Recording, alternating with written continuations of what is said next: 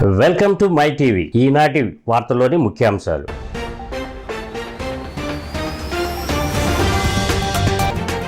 పేదవాడి భవిష్యత్ కోసం 2 బటన్లు ఫ్యాను గుర్తుకే నొక్కాలని నరసాపురం సభలో సీఎం జగన్ పిలుపు.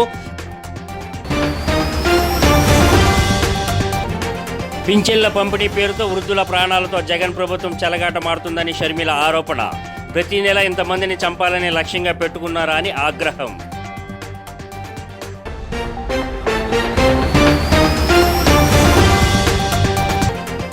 ముద్రగడకు షాక్ ఇచ్చిన కూతురు క్రాంతి.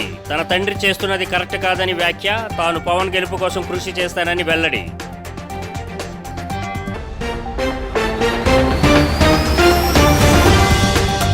వివరాల్లోకి వెళ్తే, పేదవాడి భవిష్యత్ కోసం ఈ ఎన్నికలలో 2 బటన్లు ఫ్యాను గుర్తుకే నొక్కాలని వైఎస్ఆర్సీపీ అధినేత సీఎం వైఎస్ జగన్మోహన్ రెడ్డి విజ్ఞప్తి చేశారు. చంద్రబాబు 14 ఏళ్లు సీఎంగా ఉండి ఒక్క మంచి పని అయినా చేశారా అని ప్రశ్నించారు. చంద్రబాబు పేరు చెబితే ఒక్క మంచి పథకమైన గుర్తుకు వస్తుందా అని అన్నారు. రాష్ట్రంలో జరుగుతున్నది కులాల మధ్య యుద్ధం కాదని, క్లాస్ వార్ అని అన్నారు. ఎన్నికల ప్రచారంలో భాగంగా సీఎం వైఎస్ జగన్ నరసాపురంలో రోడ్ షోలో పాల్గొన్నారు. ఈ సందర్భంగా వైఎస్ జగన్ మాట్లాడుతూ, ఇంతటి ఎండలో కూడా ఏమాత్రం కూడా ఎండను ఖాతరు చేయకుండా చిక్కటి చిరునవ్వుల మధ్య ఇంతటి ప్రేమానురాగాలు, ఇంతటి ఆప్యాయతలు, ఆత్మీయతలు పంచిపడుతున్న ప్రతి అక్కకు, ప్రతి చెల్లెమ్మకు, ప్రతి అవ్వకు, ప్రతి తాతకు, ప్రతి సోదరుడికి, ప్రతి స్నేహితుడికి, అందరికీ ఆప్యాయతలకు 2 చేతులు జోడించి హృదయపూర్వకంగా కృతజ్ఞతలు తెలియజేస్తున్నానని అన్నారు. నేను నీరుడు ఎలక్షన్లో మీ బిడ్డకు ఓటు వేయని వారిని కూడా మీ బిడ్డ ఈరోజు ఒకటే అడుగుతా ఉన్నాడు. మీ బిడ్డ నీరుడు ఎలక్షన్లో మీ బిడ్డకు ఓటు వేయని వారిని కూడా మీ బిడ్డ ఒక్కటే అడుగుతా ఉన్నాడు. ఈరోజు రాష్ట్రంలో జరుగుతూ ఉన్నది కులాల మధ్య యుద్ధం కాదు. ఈరోజు రాష్ట్రంలో జరుగుతూ ఉన్నది క్లాష్ వార్ అనేది గుర్తుపెట్టుకోమని కోరుతా ఉన్నా. ఈరోజు పేదవాడు బాగుపడాలన్నా, పేదవాడి భవిష్యత్ మారాలన్నా ఈరోజు మీ ఓటు ఎంత అవసరమో ప్రతి ఒక్కరూ గమనించమని కోరుతా ఉన్నా. ఈరోజు మీ మనందరినీ కూడా ఒకటే కోరుతా ఉన్నా. నాకు ఓటు వేయని వారిని కూడా ఒకటి అడుగుతా ఉన్నా. మీ ఇంటికి పోండి, మీ భార్యలతో కూర్చోండి, మీ ఇంట్లో ఉన్న మీ అవ్వాతాతలతో కూర్చోండి, మీ పిల్లలతో సైతం మాట్లాడండి, అందరితో మాట్లాడండి. మాట్లాడి ఎవరి హయాంలో ఎవరి వల్ల మంచి జరిగింది, ఎవరు ఉంటే ఆ మంచి కొనసాగుతుంది అన్నదే ప్రతి ఒక్కరూ ఆలోచన చేసి ఆ తర్వాతే ఓటు ఎవరికి వేయాలో నిర్ణయం తీసుకోండి అని మిమ్మల్ని అందరినీ కూడా కోరుతూ, వాలంటీర్లు మళ్ళీ ఇంటికే రావాలన్నా, పేదవాడి భవిష్యత్ మారాలన్నా, లంచాలు వివక్ష లేని పాలన జరగాలన్నా, మన పిల్లలు వారి చదువులు వారి బడులు బాగుపడాలన్నా, మన వ్యవసాయము మన హాస్పిటల్ను మెరుగుపడాలన్నా ప్రతి ఒక్కరూ కూడా ఏం చేయాలి? 2 బటన్లు. ఏపీలో పింఛన్ల పంపిణీ కోసం వైసీపీ సర్కారు అనుసరిస్తున్న విధానంపై AP PCC chief YS Sharmila మండిపడ్డారు. పింఛన్ల పంపిణీ పేరుతో వృద్ధుల ప్రాణాలతో జగన్ ప్రభుత్వం చెలగాటమాడుతుందని దుయ్యబట్టారు. ప్రతి నెల ఇంతమందిని చంపాలని లక్ష్యంగా పెట్టుకున్నారా అని ఆగ్రహం వ్యక్తం చేశారు. కడపలో నిర్వహించిన మీడియా సమావేశంలో ఆమె వ్యాఖ్యలు చేశారు. ఐఏఎస్ అధికారులు ప్రభుత్వానికి బానిసలుగా మారాల్సిన అవసరం ఏమిటని నిలదీశారు. రాష్ట్ర ప్రభుత్వానికి మేలు చేయాలని నెల ఇంతమందిని పొట్టన పెట్టుకుంటారు అని ఆమె ఫైర్ అయ్యారు. దారుణం కాకపోతే మరేమిటి? పోయిన నెల ఎంతమంది చనిపోయారు అందరం చూసాం. అంటే వాళ్ళ ప్రాణాలకి లెక్క లేదు. వాళ్ళు చనిపోయినా పర్వాలేదు. ఏం ఆలోచన చేస్తుంది ప్రభుత్వం? సిఎస్ గారు అంతటి హోదాలో ఉండి, ఆ పదవిలో ఉండి కూడా మీరేదో ట్రయల్ అండ్ ఎర్రర్ లాగా ప్రతి నెల ఇంతమందిని పొట్టన పెట్టుకోవాలి, ఇంతమందిని చంపేసుకోవాలి అని ఏమన్నా టార్గెట్ పెట్టుకొని పనిచేస్తున్నారా? ఇంత ఘోరంగా ఒక ప్రభుత్వానికి బానిసలు కావాల్సిన అవసరము ఐఏఎస్లకు ఏముంది అని అడుగుతున్నాం. మీకు వాళ్ళు కాదు కండి జీతం ఇచ్చేది, మరొక్కసారి గుర్తు చేస్తున్నాం. మీకు జీతం ఇస్తున్నది ప్రజల డబ్బులు. ఇంత లాయల్టీ, వైసీపీకి మేలు చేయాలి అన్న ఇంత లాయల్టీ పనికిరాదు. కేవలం ఈరోజు వైసీపీ పార్టీకి మేలు చేయడానికి నెల ఇంతమందిని పొట్టన పెట్టుకుంటున్నారు. మీరు ఒకటే పాయింట్ ప్రూవ్ చేస్తున్నారు. వైసీపీ ప్రభుత్వం అధికారంలోకి రాకపోతే ప్రతి నెల ఇదే జరుగుతుంది అన్న పాయింట్ని డ్రైవ్ చేయడానికి ఇంత ఘోరంగా ప్రాణాలను పణంగా పెట్టి చనిపోయినా పర్వాలేదు అన్నట్టుగా మీరు వ్యవహరించడం దారుణం. దీన్ని వెనక ఉండి నడిపిస్తున్నది వైసీపీ ప్రభుత్వం. వైసీపీ ప్రభుత్వము ఉద్యోగస్తులను, ఐఏఎస్ ఆఫీసర్లను ఇంత ఘోరంగా వాడుకోవడం, ఈ పాపాన్ని వాళ్ళ నెత్తిన పెట్టడం, వాళ్ళ భుజాన తుపాకీ పెట్టి కాల్చడం దారుణం కాకపోతే మరి ఏమిటి అని అడుగుతున్నాం. కాంగ్రెస్ పార్టీ దీన్ని పూర్తిగా ఖండిస్తుంది. ఎలాగైతే రాజశేఖర రెడ్డి గారు గౌరవించారో ఐఏఎస్లని, ఆ గౌరవం మళ్ళీ మీకు దక్కాలి అంటే వైసీపీ ప్రభుత్వం వల్ల మీకు ఒత్తిడి, మీకు బెదిరింపులు, వీటి వల్ల మీరు చేస్తున్నారని మేము నమ్ముతున్నాం. మరొకసారి అందరు ఆఫీసర్లకు గుర్తు చేస్తున్నాం, this is not the way to function. ఇంతమందిని పొట్టన పెట్టుకోవడం వైసీపీ ప్రభుత్వానికి మేలు చేయడానికి చేస్తున్న ఈ ప్రయత్నాన్ని ప్రజలు తిప్పికొడతారు, ప్రజలు ఆలోచిస్తారు. దయచేసి ఇది చేయొద్దండి, ఇంకా చేసే అవకాశం కూడా మీకు ఉండదు. కాపు నేతగా పేరుగాంచిన ముద్రగడ పద్మనాభం వైసీపీలో చేరిన సంగతి తెలిసిందే. జగన్ సమక్షంలో వైసీపీలో చేరిన ముద్రగడ ఆ మరుక్షణం నుంచి పక్కా వైసీపీ నేతగా మారిపోయారు. వైసీపీలోని ఇతర నేతల కంటే ఎక్కువగా జనసేన అధినేత పవన్ కళ్యాణ్ను ఆయన టార్గెట్ చేస్తున్నారు. పిఠాపురం నుంచి పవన్ను తరిమేయకపోతే తన పేరును ముద్రగడ పద్మనాభ రెడ్డిగా మార్చుకుంటానని ఆయన సవాల్ విసిరారు. ఈ నేపథ్యంలో ముద్రగడకు ఆయన కూతురు క్రాంతి భారీ షాక్ ఇచ్చారు. తన తండ్రి చేస్తున్నది కరెక్ట్ కాదని ఆమె స్పష్టం చేశారు. తాను పవన్ గెలుపు కోసం కృషి చేస్తానని చెప్పారు. ఈ మేరకు ఆమె ఒక వీడియో విడుదల చేశారు. అందరికీ నమస్కారం. నేను క్రాంతి బార్లపూడి, ముద్రగడ పద్మనాభం గారి అమ్మాయిని. పిఠాపురంలో పవన్ కళ్యాణ్ గారిని ఓడించడానికి వైసీపీ నాయకులు ఎన్ని చేయాలో అని చేస్తున్నారు. ముఖ్యంగా నిన్న మా నాన్నగారు ఒక బాధాకరమైన ఛాలెంజ్ చేశారు. పవన్ కళ్యాణ్ గారిని ఓడించి పిఠాపురం నుండి తరిమేయకపోతే ఆయన పేరు ముద్రగడ పద్మనాభం రెడ్డిగా మార్చుకుంటారట.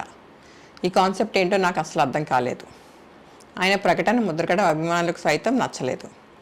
వంగా గీత గారిని గెలిపించడానికి కష్టపడవచ్చు, కానీ పవన్ కళ్యాణ్ గారిని మరియు ఆయన అభిమానుల్ని కించపరిచేలా కామెంట్స్ ఉండకూడదు. మా నాన్నగారిని కేవలం పవన్ కళ్యాణ్ గారిని తిట్టడం కోసమే జగన్మోహన్ రెడ్డి గారు వాడుతున్నారు. ఈ ఎన్నికల తర్వాత ఆయనను ఎటు కాకుండా వదిలేయడం పక్కా. ఈ విషయంలో నేను మా నాన్నగారిని పూర్తిగా వ్యతిరేకిస్తున్నాను. నేను పవన్ కళ్యాణ్ గారి గెలుపు కోసం నా వంతు కృషి నేను చేస్తాను. ప్రధాన రాజకీయ పార్టీలు ఎన్నికలలో ఇచ్చిన హామీలు నెరవేర్చలేక ముఖం చాటేస్తున్న రోజులలో జై భారత్ నేషనల్ పార్టీ తరపున రాజమండ్రి ఎమ్మెల్యేగా అభ్యర్థిగా పోటీ చేస్తున్న కృష్ణ చైతన్య వినూత్న రీతిలో తమ పార్టీ ఎన్నికల మేనిఫెస్టోను స్టాంపు పేపర్లో రాసి ఇచ్చి ఎన్నికల హామీలు నెరవేర్చకపోతే కోర్టుకు వెళ్లవచ్చు అంటూ సంచలన నిర్ణయం ప్రకటించారు. రాజమండ్రి లేడీస్ క్లబ్లో ఏర్పాటు చేసిన విలేకరుల సమావేశంలో ఆయన మాట్లాడుతూ జై భారత్ నేషనల్ పార్టీ 2 మేనిఫెస్టోలు విడుదల చేస్తున్నట్లు తెలిపారు. ఒకటి రాష్ట్ర వ్యాప్తంగా అమలు చేసే మేనిఫెస్టో అయితే రెండోది స్థానికంగా రాజమండ్రికి చేయబోయే అభివృద్ధిపై విడుదల చేసిన మేనిఫెస్టో అని తెలిపారు. ఈ మేనిఫెస్టోలను కేవలం మాటల ద్వారానే కాకుండా స్టాంప్ పేపర్పై ముద్రించి ప్రజలకు భరోసా కల్పించేందుకు వారికి ఇస్తున్నామని అన్నారు. ఈ మేనిఫెస్టోలో ఇచ్చిన హామీలు అమలు చేయకపోతే ప్రజలు కోర్టుకు వెళ్లవచ్చని పేర్కొన్నారు. నేను మీ కృష్ణ చైతన్య, రాజమహేంద్రవరం సిటీ ఎమ్మెల్యే అభ్యర్థిని. ఈరోజు జై భారత్ నేషనల్ పార్టీ యొక్క రాష్ట్ర మేనిఫెస్టో విధి విధానాలు మరియు రాజమహేంద్రవరంకి ప్రత్యేకించి సిటీ నియోజకవర్గానికి ఏవైతే సమస్యలు ఉన్నాయో అవన్నీ పరిష్కరించే దిశగా రాజమహేంద్రవరం సిటీ నియోజకవర్గానికి సంబంధించిన మరో ప్రత్యేకమైన మేనిఫెస్టో రిలీజ్ చేయడం జరిగింది. రాష్ట్ర మేనిఫెస్టోలో ప్రత్యేకంగా మేము తీసుకున్న హామీలు ఏంటి, ప్రజలకు మేము ఇస్తున్నది ఏంటంటే ప్రత్యేక హోదా సాధిస్తాము, పూర్తి స్థాయి విభజన హామీలు సాధిస్తాము, అదేవిధంగా డ్రగ్స్, అవినీతి, అప్పులు లేని రాష్ట్రాన్ని తీసుకొచ్చి ప్రజలకి పర్యావరణానికి ఇబ్బంది కలగని ఇండస్ట్రీస్ ని ఇక్కడ సెటప్ చేసి యువత ఎవరైతే ఉన్నారో పక్క రాష్ట్రాలకు ఉద్యోగాల కోసం వెళ్లకుండా వారి ఈ ప్రాంతంలో ఉద్యోగాలు చేసుకునేలాగా 175 నియోజకవర్గాల్లో కూడా ప్రతి నియోజకవర్గానికి ఒక భారీ పరిశ్రమ ఏర్పాటు చేయాలనేది జై భారత్ పార్టీ యొక్క ముఖ్య లక్ష్యము. అదేవిధంగా రాష్ట్రంలో ఉన్నటువంటి కొన్ని ప్రధానమైన సమస్యలు డ్రగ్స్. ఈ డ్రగ్ కి సంబంధించి కూడా చాలా మంది కుటుంబాలకు ఇప్పటికే జేడి లక్ష్మీనారాయణ గారు వాగ్దానం ఇవ్వడం జరిగింది.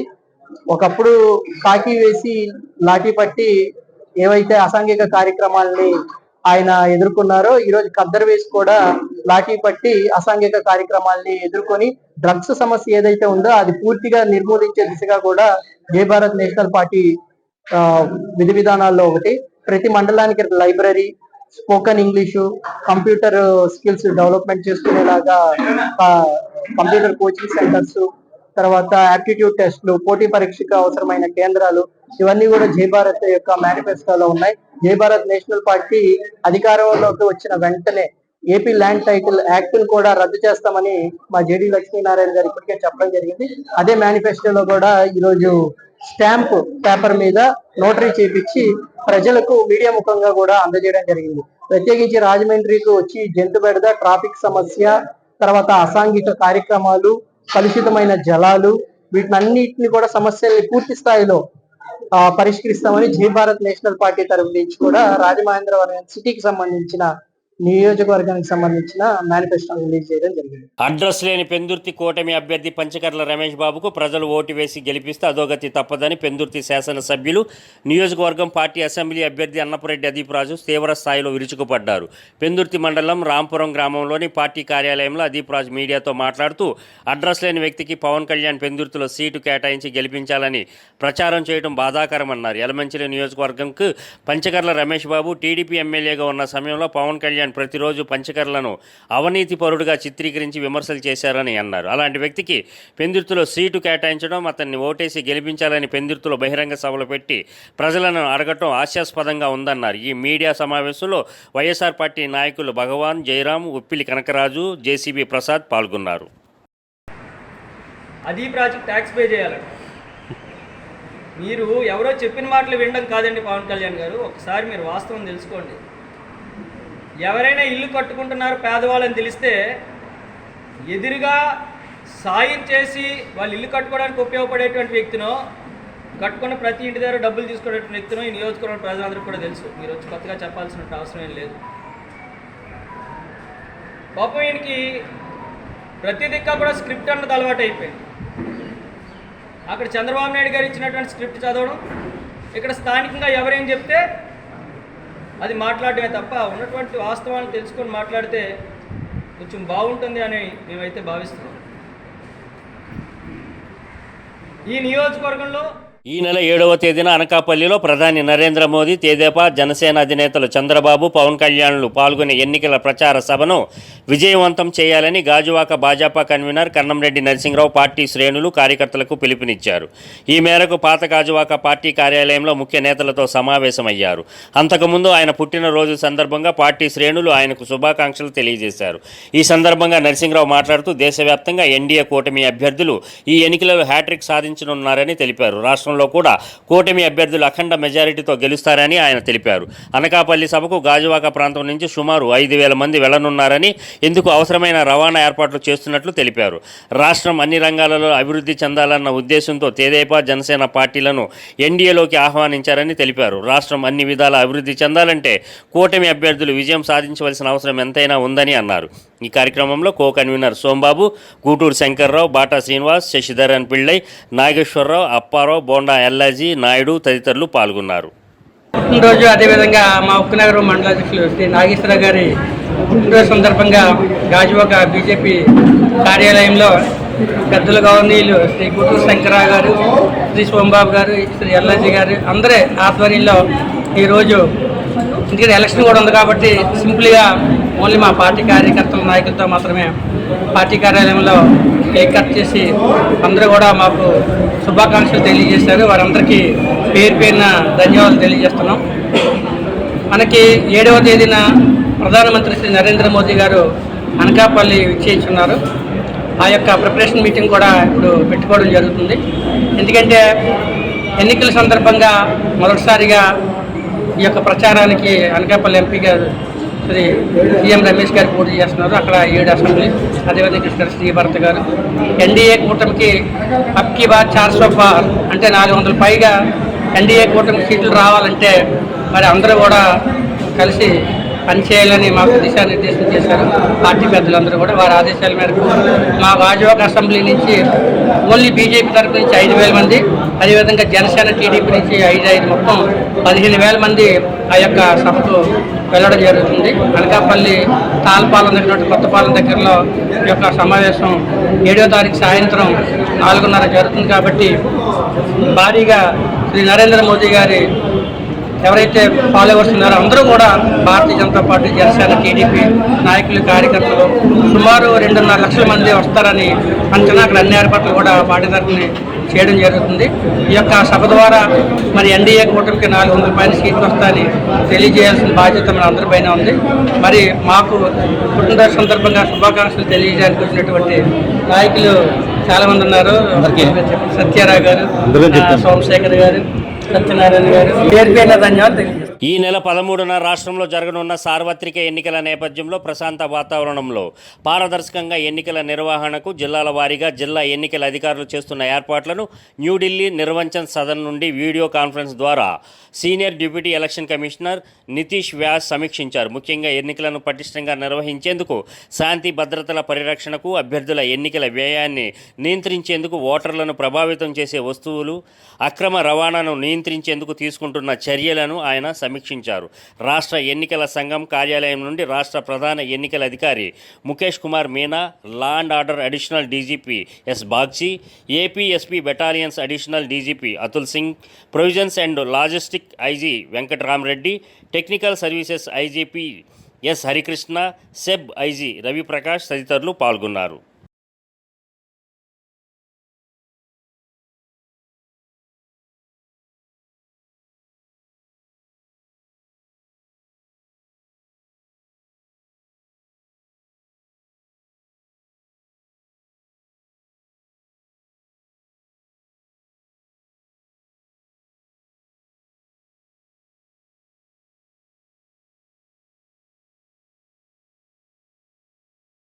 గుంటూరులో కాపు వర్గీయులతో పెమ్మసాని ఆత్మీయ సమావేశం నిర్వహించారు. కాపు సంఘీయులు, మహిళలు, కార్యకర్తలు పెద్ద సంఖ్యలో పాల్గొన్నారు.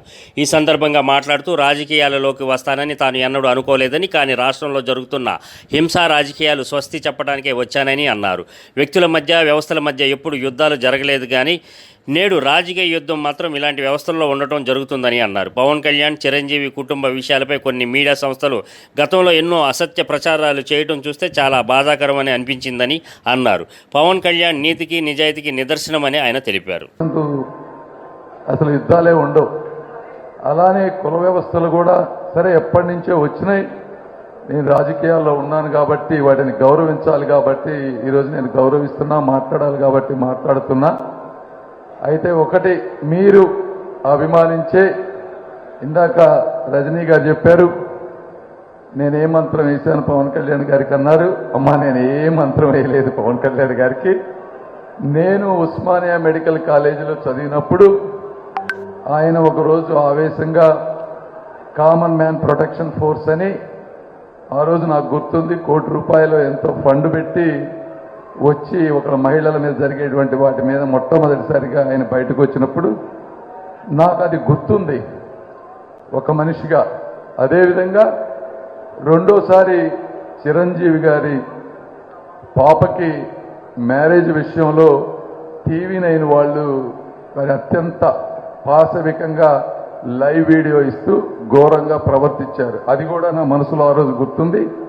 అలా నేను పవన్ కళ్యాణ్ గారితో సంభాషణ చేస్తూ, సార్ మీరు అంతా వచ్చారు, వీళ్ళు టీవీలు కానీ ఇంకొకరు కానీ ఒక మీడియా కానీ మోనోపోలీతో అవకాశం ఉంది కదా అని ఇష్టం వచ్చినట్టు బిహేవ్ చేస్తూ ఉన్నారు. ఇలాంటివన్నీ చర్యలు మనం ఖండించాలి, ఎవరు ఏ పార్టీలో ఉన్నా కూడా. ఆ విధమైన భావజాలంతో మాట్లాడుతూ ఉన్నప్పుడు మనసులు కలిసినాయి. ఆయన కూడా రాష్ట్రం కోసం అన్నీ వదులుకొని వచ్చారు. నేను కూడా నా శక్తి మేరకు నేను కొన్ని వదులుకొని వచ్చాను. కాబట్టి ఎన్నికల ప్రచారంలో భాగంగా గాజువాక వైసీపీ అభ్యర్థి మంత్రి గుడివాడ అమర్నాథ్ తనదైన శైలిలో ప్రచారానికి పదును పెడుతున్నారు. కుటుంబ సభ్యులు బృందాలుగా ఏర్పడి ప్రచారం సాగిస్తున్నారు. 65వ వార్డులో కార్పొరేటర్ బొడ్డు నరసింహపాత్రుడు ఆధ్వర్యంలో వాంబే కాలనీలో అమర్నాథ్ సోదరి సురేఖ ప్రచారం చేపట్టారు. అన్ని బ్లాకులలో కలియ తిరిగి ఓటు అభ్యర్థించారు. స్థానిక మహిళల నుంచి సమస్యలు అడిగి తెలుసుకున్నారు. విద్యావంతుడు, సమర్థుడైన అమర్నాథ్ని గెలిపించుకోవడం ద్వారా గాజువాక సమగ్రాభివృద్ధికి తోడ్పడినట్లవుతుందని ఆమె తెలిపారు. పరిశ్రమల మంత్రిగా ఆయన అందించిన సేవలు చాలా గొప్పవని కొనియాడారు. ఇంతవరకు ఎక్కడా లేని విధంగా తొలిసారిగా గాజువాకలో లోకల్ మేనిఫెస్టోను తీసుకువచ్చారని చెప్పారు. దీనివల్ల గాజువాక అభివృద్ధి పరుగులు పెట్టనుందని తెలిపారు. కార్పొరేటర్ నరసింహపాత్రుడు మాట్లాడుతూ వార్డులో వైసీపీ ప్రజాదరణ పెరుగుతుందని అన్నారు. కొందరు కావాలనే తనపై దుష్ప్రచారం చేస్తున్నారని, అటువంటి వారిని ఎవరు నమ్మవద్దని అన్నారు. అమర్నాథ్ విజయమే లక్ష్యంగా పనిచేస్తున్న తరుణంలో కావాలనే కొందరు వైసీపీకి మచ్చ తెచ్చేలా వ్యవహరిస్తున్నారని, దీనిని అధిష్టానం దృష్టికి తీసుకెళ్తామని చెప్పారు. వార్డు నాయకులు మద్దాల అప్పారావు, లోకనాథం, నగిశెట్టి శ్రీనివాస్, ఈరోతి గణేష్, మంగునాయుడు, పెండ్ర రాజు, గొల్లపల్లి రాంబాబు, అన్నాజీ, సుందర్రావు, కోలంటి దేవి, పుష్ప, లక్ష్మి, అప్పలరాజు తదితరులు పాల్గొన్నారు. ముఖ్యాంశాలు మరోసారి.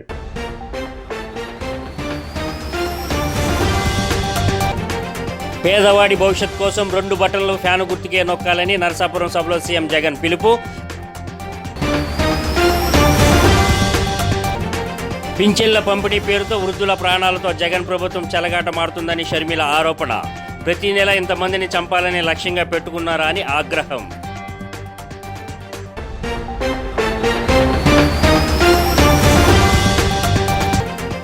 ముద్రగడకు షాక్ ఇచ్చిన కూతురు క్రాంతి. తన తండ్రి చేస్తున్నది కరెక్ట్ కాదని వ్యాఖ్య. తాను పవన్ గెలుపు కోసం కృషి చేస్తానని వెల్లడి.